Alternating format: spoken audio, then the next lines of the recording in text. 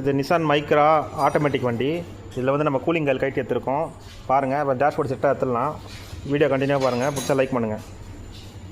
Nissan Micra காரில் வந்து நம்ம டேஷ்போர்ட் பிரிக்கணும்னா லெஃப்ட் சைடில் 2 போல்டு கொடுத்துருக்காங்க, ரைட் சைடில் வந்து 3 போல்டு கொடுத்துருக்காங்க ஃப்ரெண்ட்ஸ். அது கன்ஃபார்மாக பாருங்கள். 3 போல்டு வந்து ஒரு போல்டு மட்கார்டில் மறைச்சி கொடுத்துருக்காங்க.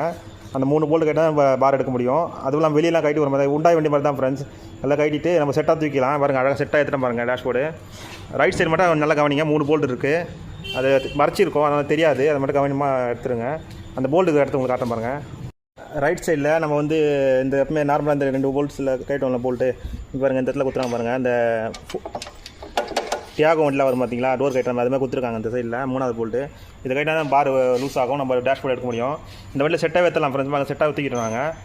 அந்த உண்டாய் வண்டியில் வர மாதிரி தான் அந்த அசம்பிளி அசிஸ்டுவல் அந்த சேரிங்க தனியாக கைட்டு எடுத்துகிட்டு ஃபுல்லாகவே எடுத்துடலாம். அந்த கூலிங் காயில் உங்களுக்கு காட்ட பாருங்கள் எப்படி இருக்குன்ட்டு பாருங்கள். இந்த வண்டியில் கைட்டில் கூலிங் காயில் அது எங்கள் படுக்க வச்சு அப்படியே ஃபுல்லாக கூலிங் காயில் ரிமூவ் பண்ணிடலாம் ஃப்ரெண்ட்ஸ். ஆனால் கொஞ்சம் கைட்டு டஃப்பாக தான் இருக்குது எல்லாமே.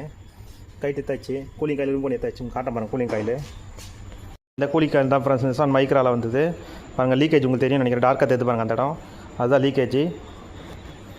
அந்த இடத்துல வழியாக ஆயில் கசினாலும் உங்களுக்கு டார்க்காக தெரியுது. அந்த இடத்துல 2 டாட் 3 டாட் தெரிஞ்சிருவாங்க மொத்தம் இந்த வீடியோவில் தெரிஞ்சுவாங்க க்ளீனாக. ரொம்ப டேமேஜாக இருக்குது இந்த கூலிங் காயில். இதை வேறு சேஞ்ச் பண்ணிட்டு கேஸ் எடுத்துனா ஓகே ஆகிடும்.